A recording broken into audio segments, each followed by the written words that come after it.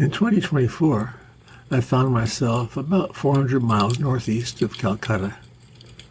The map said I was in Nagaland, one of India's smaller states. In an effort to placate the obstreperous people there, yes, they're the Nagas, India in 1963 had carved for them a new state out of the much larger state of Assam.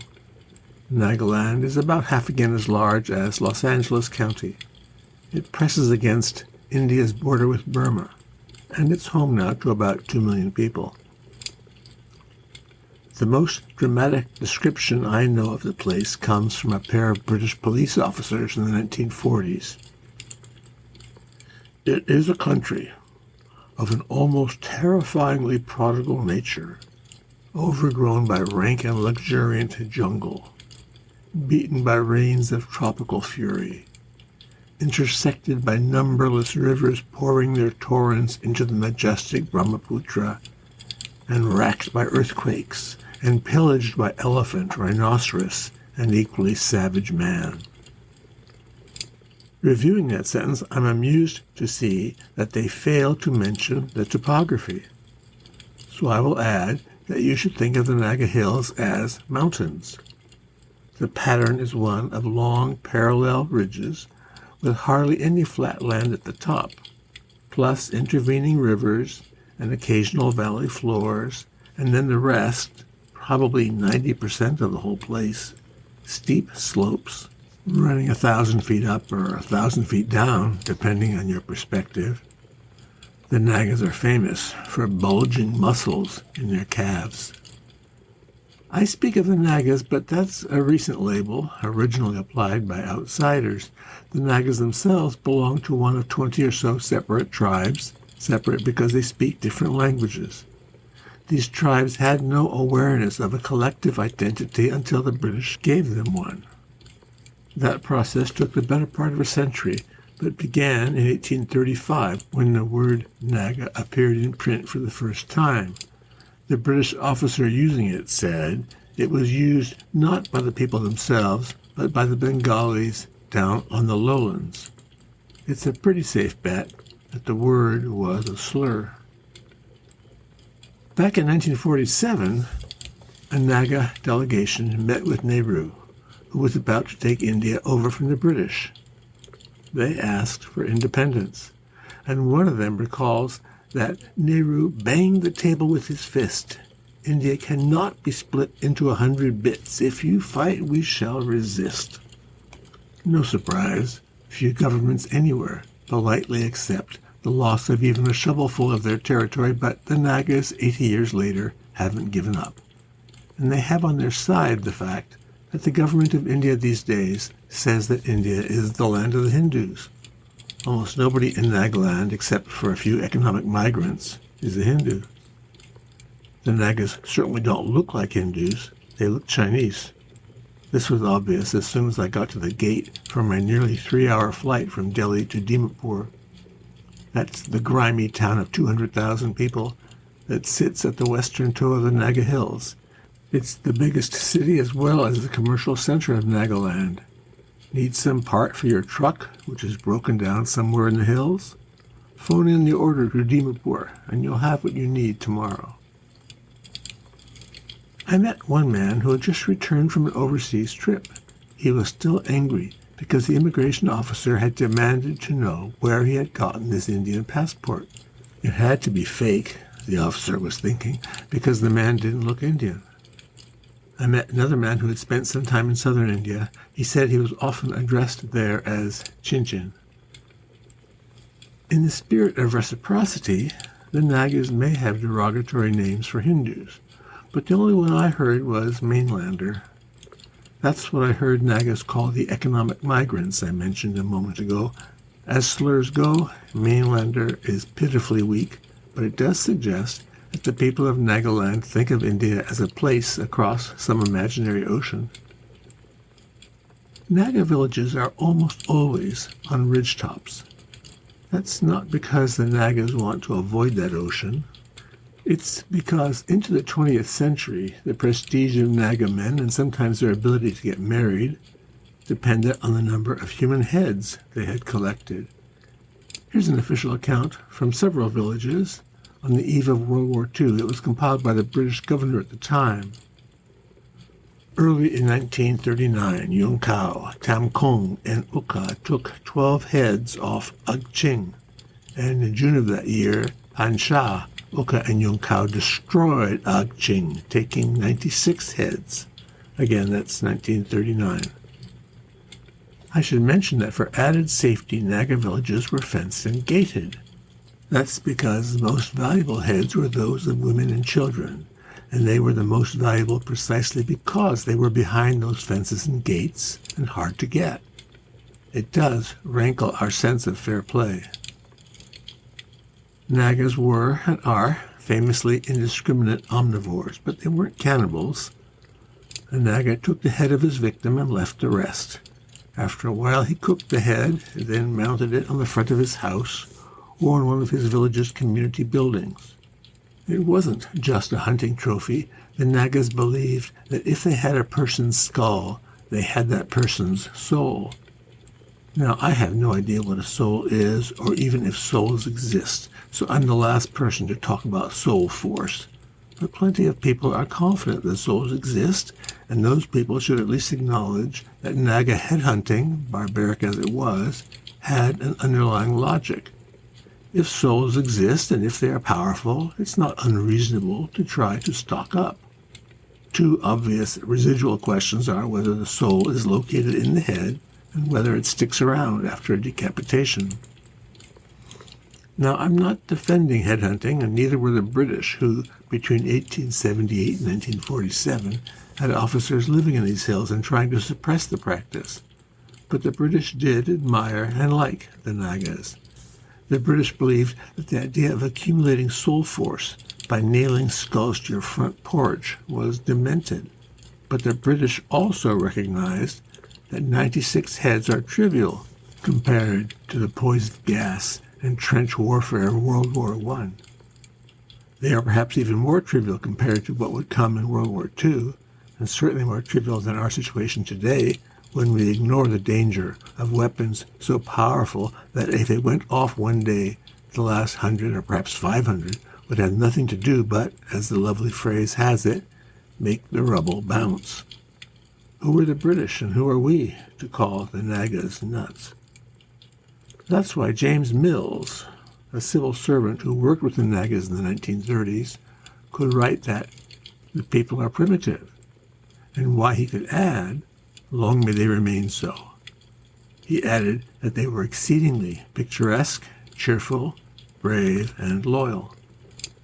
There's a rebuttal, which is that Mills is patronizing, and that he seems to want to preserve a human zoo where primitive tribes are left in their savage paradise. I don't think he wanted any such thing. I think he believed, on the contrary, that Naga culture was doomed. He was just expressing his regret that it had to be so. Ursula Graham Bauer, a British photographer who worked in the hills long enough to find herself leading a band of Nagas against the invading Japanese, wrote that Naga life was simple and pagan and brief and happy. Was she wrong? It's hard to look a Naga in the eye, and believe me, they will look right back at you, and see someone who would be happier with a mortgage in Houston. One of the last British officials to work in the hills was an Irish policeman named Eric Lambert. He was more explicit than the others about the contrast between Nagas and Europeans. He writes of a beautiful country and a happy and lovable people. May they long be spared from the terrible consequences of Western civilization. Ouch. Like all Britain's Indian officials, Lambert lost his job in 1947, but he was unusual because he spent the next decades bashing around the planet for MI6. Walking out of the Dimapur airport terminal, I was asked to register as a foreigner. That's never happened to me after any other domestic flight in India. And on leaving Nagaland a week later, I thought the airport security was tighter than usual. That's saying something, because security in Indian airports is tight to begin with. At the time, I didn't know that in 2004, 2 bombs had exploded at the Dimapur railroad station. Several dozen people died and more than that were injured. Violence has come from the other direction, too. In 2021, Indian soldiers shot 6 miners dead. The military said the men had been mistaken for militants, and that was the end of it. Protests broke out and 8 more civilians were killed. A soldier was killed, too. I mentioned the conversation with Nehru in 1947, but this lust for independence goes back farther. In 1929, a group of Nagas asked Britain's Simon Commission to please leave the Nagas alone. The Commission did not grant this request, neither did the government of India, when one of its own governors argued that Nagaland should be made into a freestanding crown colony. The Nagas continued to seek independence. The violence peaked in 1956. India since then has signed 3 ceasefires with the Naga insurgents. The documents have presumably moderated the violence, but long military convoys still move up and down the highways of Nagaland, and I saw senior military officers traveling with heavily armed escort vehicles. I would have rented a car at Dimapur, but there were no rental car agencies at the airport. I'm glad now, in part because it took my driver 3 hours to go the 43 miles from Dimapur to Kohima. That's the capital of Nagaland, and it's almost 5,000 feet above Dimapur. I'll blame landslides. They are ever present in Nagaland, and although a lane is cleared quickly, travel for some time is reduced to one way, which means waiting your turn. I should also blame poor road construction and a resulting abundance of broken pavement. It's not that Indian engineers can't design or make good roads, but construction funds bleed into the pockets of politicians and contractors. As someone told me, you'll never see a poor government minister. I asked how a certain minister had gained the wealth needed to buy his office. I was told with a smile that he had been a government contractor. The topography between Dimapur and Kohima is sufficiently forbidding that the British never bothered to fortify this part of India's border. Nobody, they thought, would be crazy enough to attempt invading India this way. The British were wrong, of course, but at Kohima in 1944 the British did, at tremendous cost, stop the advancing Japanese army. The senior British general on the spot, William Slim, later wrote that the Japanese would have marched all the way to Delhi if their general hadn't been a blockhead. It would have been easy, Slim wrote, to encircle Kohima, pin it down, and move on. Instead, the Japanese insisted on trying to take Kohima by sending wave after wave of soldiers to their deaths. The Commonwealth War Cemetery, with about 1,400 graves in the middle of town, is Kohima's biggest tourist attraction. It may be unique as the only Commonwealth War cemetery where the cross of sacrifice, a standard feature in all these cemeteries, stands in the middle of a tennis court. Once attached to the bungalow of the British colonial officer in charge of the district, the court has been preserved because it was a site of intense hand-to-hand combat. 80 years later, in 2024, the Japanese funded a peace memorial about half a mile to the south. There's not much else to draw visitors to Kohima, a town of 150,000 people, sprawling several hundred yards down both sides of about 3 or 4 miles of a ridge. There's a single road on the crest. There are almost no road signs. Traffic is very slow, even though trucks are prohibited from entering during the day. Parking is difficult or next to impossible. The road is lined with nondescript commercial buildings, and it splits in the center of town into one-way roads, straddling both sides of the city's soccer field, which enjoys the town's premier patch of flat land. Some houses can be reached by occasional branch roads that dead end several hundred meters down one side of the ridge or the other, but most houses can only be reached by footpaths that run on contours. Going between contours means stairs. We're back to strong legs. Seen from a distance, the slopes are picturesque, and walking the paths is much nicer than walking along the street up at the top. The houses themselves, on small lots because land is very expensive, are packed together tightly. They're mostly of painted brick or concrete blocks, 2 or 3 or 4 or even more stories high, or if older, of rusted, corrugated sheet metal. There are no building regulations, no sewage systems, and garbage collection amounts to a truck that parks once or twice a week, honks, and waits 10 minutes for nearby householders to bring whatever they want to get rid of. It's dumped in a convenient gully. At first, I found it difficult to orient myself because there were so few landmarks other than the war cemetery and a new Kentucky Fried Chicken. The soccer field doesn't qualify because it's hidden between the one-way roads. The basic problem, I think, is that the town was destroyed in 1944. The oldest intact building I saw was a small wooden building on the campus of what used to be the American Baptist Mission. The word American has been dropped. The building was like a one-room schoolhouse, and it had a sign dated 1912, which, by Kohima standards, is antediluvian. It's not an eye-catcher, like Bombay's railroad station or Delhi's Red Fort, and anyway, you can't see it from the main road. What was Kohima like before World War II? The short answer is that there were 2 Kohimas, a Naga Kohima, and next to it on the south, a British Kohima. The British bit had been set up in 1878 when the British decided to get physically closer to the Nagas. The problem wasn't the Nagas hunting each other. The problem was that the Nagas insisted on coming down from the hills and taking heads from villagers in the Brahmaputra lowlands, where the British had tea plantations. As one administrator wrote, it was the Nagas' own fault that the British moved in.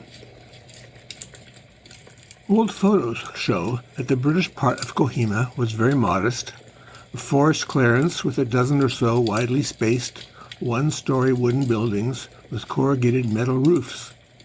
Ursula Graham Bauer, the photographer, writes of tidy bungalows with red roofs. Marguerite Millward, a sculptor who also came in the 1930s, says that the bungalows were mounted on posts about 5 feet high to withstand earthquakes. She adds that she needed permission to enter the hills. Then, after 4 hours traveling, we stopped at the gate of Kohima, the headquarters of the Naga Hill district. There is no gate today, and my registering at the airport in 2024 was a faint echo of the security regulations of her time. I haven't seen good descriptions of the Naga part of Kohima, though Millward wrote that above the village, too high to be visible, there was a great Angami Naga settlement, with its huts clinging to the summit of the hill. I should explain that among foreigners, the Angamis are probably the best-known Naga tribe. They are certainly the tribe whose militancy gave the British, and later the government of India, the most trouble. I have, however, seen a photograph of part of the Naga settlement. It's from about 1920 and shows a hilltop with 8 or 9 tidy rows of almost identical houses, simple rectangles like giant pup tents with high thatch-covered roofs. Most of the houses line up to face east toward the rising sun. Not a bad idea at a high elevation. It looks so much like tract housing that I wonder if this was really the way the village looked in centuries past. I raise the question because we know that the village was burned to the ground in 1851. That was when the British decided they had to teach these Nagas a lesson. They were slow learners, and the British burned Kohima down again in 1879. And don't forget that it would be destroyed once again in 1944. The pre-war distinction between British Kohima and Naga Kohima is gone now. Kohima is all Naga, though I think from the size of houses that wealthier families favor the old British end. I don't know if that's a coincidence, but even at the north end of town, people have cell phones and the internet, and there are ATMs. I already mentioned the KFC. I was more impressed by some hard green Granny Smith apples from Australia. They had come a long way, including those final 43 miles up from Dimapur. Marguerite Millward, the sculptor, wrote that she had never seen anyone in Kohima who wore European dress. I saw just the opposite. I wanted to see house-sized pup tents roofed with thatch, and so I went a few miles south to Kisama. That sounds like the name of a Naga village, but it isn't. It's a name cobbled together for an outdoor museum established in 2003 to show visitors the range of house types built by 16 of the Naga tribes. There were some wonderful thatch roofs here, and there were others made of wood shakes and even slate tiles, which I had no idea the Naga had used, but I was shocked to find one building being roofed with imitation thatch made of plastic. This was the Angami building, the die-hard defenders of Angami culture, and the crew on the roof was nailing to the roof pieces of plastic that looked like big hair combs. It probably came from China. Almost as bad, somebody had decided that the museum needed an amphitheater whose steel frame towered over the traditional buildings. I shouldn't have been so surprised because at the start of the highway up to Kohima, I had stopped at a massive Welcome to Hills of Nagaland display. The center of the display, flat against a cliff wall, was the gable of a traditional Naga house. I think it was made of concrete, but on either side of it there were 6 irregular stones, roughly resembling arrowheads, but unshaped and standing between 10 and 15 feet high. Stones like these, in the literature they're always called monoliths, have attracted the attention of foreigners since the English first saw them, and there's still a degree of mystery about them. But these particular stones had signs in front of them reading, "Environmental cleanliness begins with each individual desire to be clean." I headed to Konoma, a rebellious village the British destroyed in 1879 and which the government of India attacked in 1956. Konoma sits on a ridge 500 feet high and about half a mile long. It's surrounded on both sides by paddy fields. Climbing the ridge, my driver and I passed another landslide, and I looked up to see an impressive Catholic church perched just above the start of the slide. It's a good thing that Catholic churches don't have organs with 32-foot pipes whose vibrations could send this church skiing downhill. Most visitors to Konoma come to see the Diamond Memorial. It's not much, an obelisk maybe 4 feet high, but it's mounted on a plinth atop a stone platform at the very top of the ridge. The east side of the obelisk, badly scratched and nicked but not energetically vandalized, reads G.H. Dament, M.A.C.S., that's presumably for Bengal Civil Service, killed Konoma, October 1879. The precise date has been obliterated, but it was the 22nd, and the G.H. stood for Gaiban Henry. He was 33, a gifted linguist, and he had been posted to the hills only the year before. He was the one who decided that the British should get closer to the Nagas by transferring their local headquarters to Kohima from a village down near Dimapur. Here's an account from 1905 of what happened.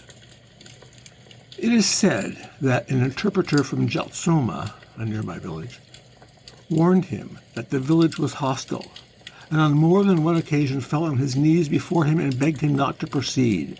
Mr. Dammit declined to believe that there was any danger. He advanced up the steep pathway leading to the village. The gate was closed, and as he stood before it, he was shot dead. The Nagas then poured out from the village and completely dispersed the troops, killing 35 and wounding 19. The author of this narrative concludes it was obviously time that the Nagas should be taught a lesson. The British sent a much larger force that burned Konoma to ashes and dispersed the villagers. Eventually they were allowed back to rebuild the place. The view from the obelisk was both spectacular and discouraging. Spectacular because it offered a commanding view of the paddy lands and of the higher mountains beyond. Discouraging because the thatched houses that I had seen in photographs of Konoma from about 1920 were all gone. Instead, all the buildings were either made of corrugated sheet metal or painted masonry, and all of them were roofed with sheet metal, either rusted or bright green. On arrival, I had been told very firmly that all visitors had to have a guide.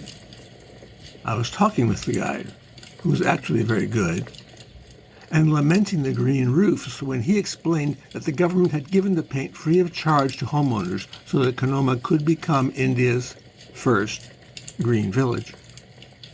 I thought this was a joke, but apparently it isn't.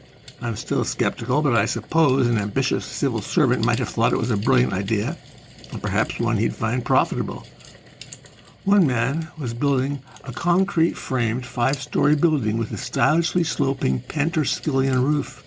It would do wonders with a skyline, and might even get a green roof. Lanes ran through the village. I call them lanes because they were narrow, not quite straight, and they were paved with square-cut stone blocks. Houses here are often built on stone platforms, and the edges of these platforms sometimes form walls bordering the lanes.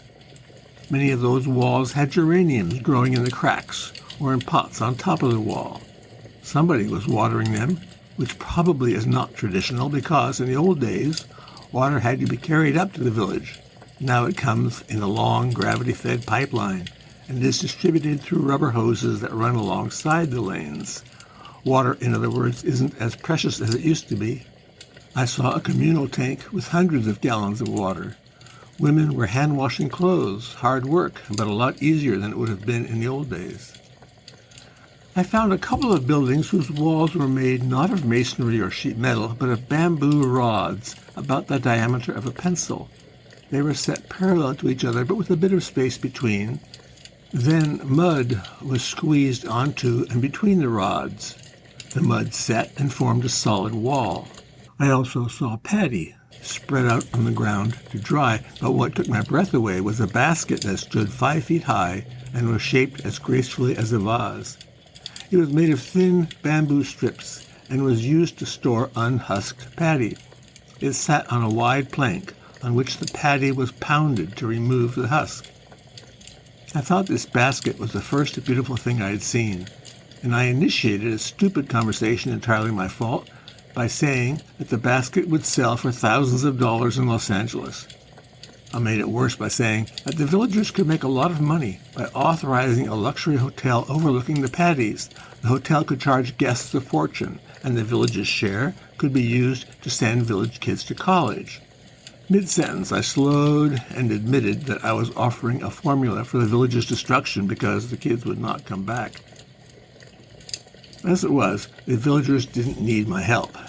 Many houses, possibly even a majority, were owned by people who had already moved to Kohima or elsewhere and who came back only for special occasions. A trio of old ladies sat outside on stools. The stools were shaped like drums, maybe a foot in diameter and a bit taller than that, but like the basket, they were made of woven bamboo with contrasting bands of color, and they were curved in the middle, so they resembled an industrial-sized pulley, or the waist of the kind of dress that American women once wore with girdles. To my short list of beautiful objects, I'll add a magnificent, short-handled rake, made from a single piece of bamboo, perhaps 18 inches long, and split at one end into fingers that were somehow bent to form 6 tines in a row. It was an elegant tool, but I have no idea how it was made. I'd like to know if it's still being made, and I'm worried that it's not.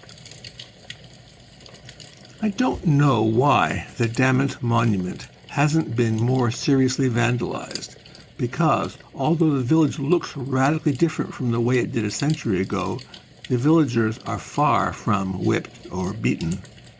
This was obvious from an inscribed monolith erected in 2004. Here's what it said. This memorial is dedicated to Julia Hika, a renowned warrior of Konoma. He played a prominent role in Konoma's victory over a British expeditionary force sent against the village, as he initiated the attack and killed their leader, G.H. Dammit. The inscription went on to praise Hika. His life was a life of distinction and public esteem as well as hardship and sacrifice. He had to leave Konoma due to British persecution, and he settled and died in exile. The words were written in English, for which I suppose you can thank the missionaries. And yes, there's a large Baptist church in Conemaugh, along with a Catholic church and a revivalist one. The town today is no longer walled and gated, but there is one heavy door set in a stone wall. It may be the wall where Gibbon Damant died. Photos from 1920 show it in poor shape, so it's been rebuilt. In an age of artillery, it has no defensive value. You could obliterate the village from neighboring mountains, but the gate is a symbol of village pride. The village has a fort, too. Militarily, it's worthless, because it's no more than a rectangular flat-topped building with a stone facade and a balcony on one side with glass windows even. A plaque explains that the fort had been built in 1825, then destroyed by the British in 1879. The fort was rebuilt in 1890 by villagers who apparently weren't willing to throw in the towel. It was destroyed by the British again in 1906. It was rebuilt in 1919, but then demolished by the Indian Army in 1956. It was rebuilt in 1990 as we see it today, like the gate, purely as a symbol. Two of the most important leaders of the Naga insurgency of the 1950s were born in Conemaugh. They were friends but had a falling out because one of them, he was called with his initial, T. Sakri, was convinced that Gandhi's non-violent methods were the most likely to succeed. You can perhaps thank the missionaries for that, because Sakri was a man of Christian faith. He was assassinated in 1956, probably at the order of his former friend. Before then, his house at Conemaugh, along with the rest of the village, had been raided and heavily damaged by the army. The fort had been destroyed. A European observer wrote at the time, "The Indian Army is in full occupation of every section of the Naga Hills." Sakri's former friend fled India and moved to England, where he died 30 years later. His name was Zapu Fizo, and he is still referred to as the Moses of his people. He is now buried in Kohima, next to the Nagaland Secretariat, which, along with the fact that his grave in splendid isolation is approached via a monumental stairway, is proof that he is not a fringe figure. On the road to Conemaugh, there is an impressive monument to one insurgent named Sivizo Sia. A lengthy text explains that the Indian Army tied him to a stake and told him he would be executed if he did not beg forgiveness. The text quotes Sia saying, "In my custom and my religion it is a grave sin to deny my guilt if I am guilty. But in that same religion it is equally sinful to say that I am guilty when I am not. I did not burn other people's villages or rape or murder other people. I only killed in self-defense of my lands and my rights. Therefore, I cannot ask pardon." The text explains that the officiating army officer was so impressed that he let Sia go. It does sound like George Washington and the cherry tree, but the monument is very impressive, with a full-length statue of Sia standing on a massive rock on a platform with a splendid view of the hills. I asked whether students in Nagaland schools learned this story. The answer was they did not, because the curriculum was set by Delhi. Well, you can see why Delhi might not want this story taught, but children passing the monument would sometimes ask or be told about it. Sia stands there every day as a reminder, and the government of India has chosen to leave the monument alone, presumably because demolishing it would be like taking a broomstick to a hornet's nest. Someone said I might want to visit the peace camp at Chedama. I had no idea what a peace camp was, but this one turned out to be a building that looked a lot like a one-room schoolhouse with a wraparound porch. It was a very long 2 miles east of Kohima, and it sat on an acre of grass. There was nobody around, but somebody was keeping the grass short. The door wasn't locked. Inside, it looked like a classroom, except for large black and white photos of the people who, in 1964, had moderated and negotiated the first ceasefire. They included Michael Scott, an Anglican clergyman well known in South Africa for being the first white man jailed for protesting against apartheid. The government of India said he was advocating instead of moderating, and it deported him. I was growing to like monoliths, and there was an especially handsome one at the edge of the Peace Camp lawn. It was 10 feet high with irregular edges. In the old days, it would have been dragged here by a line of men pulling ropes. This one probably came by truck. A plaque had been set into it and read, in part, "This monolith stands in gratitude to acknowledge the Nagaland Peace Mission members." 2 of those members had resigned, and Scott had been deported, but the monolith had been placed by the Nagaland Baptist Church Council, which, without taking sides, had instituted the mission. You might say that the missionaries had made World War II easier for the Nagas by having already introduced them to the outside world.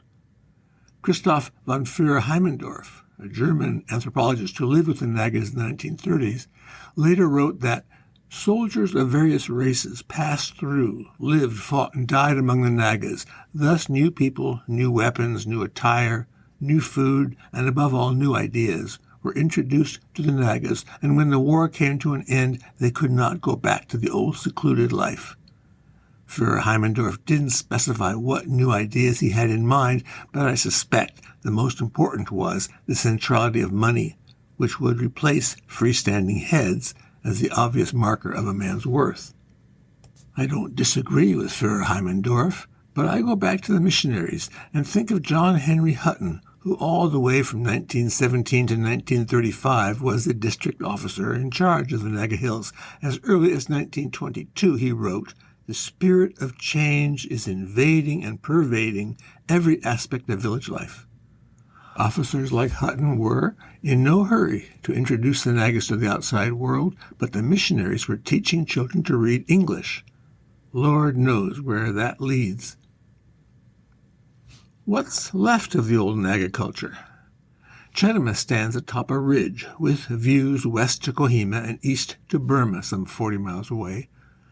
The view was scenic enough that India's Minister of State Tourism arrived in 2005 to lay a foundation stone for a tourist resort. 2 years later, the Honorable Parliamentary Secretary for Tourism and Women Development came to open the resort. He too got a plaque, but the resort itself was closed. In 2024, I was told that the management had been incompetent, but I think the problem may have been the remoteness of the place. 2 miles from Kohima doesn't sound like any distance, but the road is long, curvy, and bumpy. The resort building was in good shape, but the design was embarrassing. Here's what I mean. Naga houses, as I have said, were basically big pup tents. The houses of important people could be indicated by roof materials, wood shingles, for example, instead of thatch. But more often they were identified by barge boards, wide planks framing the gable. And if the occupant was majorly important, the barge boards extended above the ridgepole to create curved ornaments, perhaps 6 or 8 feet high, and called house horns. So here at the resort was a perfectly ordinary industrial building that you could find anywhere in the world. The rooms had porches with panoramic views of 180 degrees or more. Very nice. But this plainer-than-plain building had house horns. That's the answer to my question about what's left. Emblems, symbols, reminders. Well, that's not quite true. The resort's front door was open and there was nobody around. I walked behind the front desk and was surprised to see a board with hooks, and on the hooks were neatly labeled room keys. That simply could not happen in the United States. I'm reminded that in the old days, the big rice baskets were kept away from the owner's house because they attracted rats. It would have been easy to steal rice, but nobody did. It was the same with the keys. There had never been much to do at the resort except admire the view and walk over to the peace camp. You couldn't get drunk because Nagaland is dry. Thank the missionaries again. A mile or so from the peace camp, however, I saw a sign pointing to a tobacco-free model village sponsored by the Tobacco Control Cell of the Nagaland Department of Health and Family Welfare. That certainly sounds like Nehru's India, proudly democratic but economically strangled by his faith in central planning. The village had a school with a soccer field. It had one tiny shop, unmanned but protected by an angry monkey in a cruelly small cage. There were some big houses, indicating money earned somewhere else, and there were small houses, whose owners probably were supported by absent family members sending money from somewhere else. One man cheerfully slopped 3 large pigs in a covered sty. Another neatly stacked his winter wood supply. A woman was gathering greens from a small garden that she had fenced with corrugated sheet metal. At the far end of the village there was a church. The plaque said Christian Revival Church, Chedema Model Village, dedicated for the glory of God, 1994. I don't know in what way this could be said to be a model village, but I do know that the only traditional element I saw was the village entrance arch, with steel poles supporting, but you know where this is going, a gabled roof of corrugated sheet metal hidden by barge boards rising to form house horns. It was like a certificate of Naga authenticity. Everywhere I went around Kohima, I saw stacks of firewood, mostly round wood a few inches in diameter. South of the Outdoor Museum at Kisama, I visited a village called Kigwima, and walked along a village road that almost looked like a lumber yard. This was November, and I suppose things would look different in May. The road itself was extremely clean, not a bit of litter or even bits of gravel. It was Singapore clean, which may seem unremarkable until you read what John Henry Hutton wrote about Naga villages 100 years ago. They were filthy both indoors and out, he wrote, and the only sanitation service came from free-range pigs. Shall we credit the missionaries, or shall we credit working with the military during the war? I don't know. I went to Kigwima to see the house of General Kotoko Sato, who had the unfortunate task of carrying out the suicidal strategy devised by General Renya Mutaguchi. The house was a square cabin, not more than 15 feet on a side. It was unusual in having walls of planks laid horizontally. It may well have been the first in the village to depart from Naga style. It had been demoted now and was just somebody's house. No signs, no bother. The path to the general's house went past houses with lots of ornamental plants, and we came to one that had so many plants that I asked what was going on. I learned it was a florist shop, or more properly, a retail nursery. Odd, I thought. Annual income here, per capita, is under $2,000. Yet people were buying ornamental plants. Erstwhile headhunters were buying them, or at least their wives were.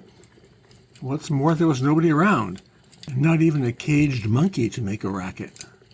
It would have been easy to swipe a plant or two, but it didn't seem to be a problem. People told me that illegal drugs had become a problem in Kohima, and that this brought thievery. But out here, as out in the boonies in most places, older traditions were still intact. And though this village looked different now than it had 100 years ago, the invisible part of the culture, whether it was lodged in people's hearts or in their skulls, was for now intact.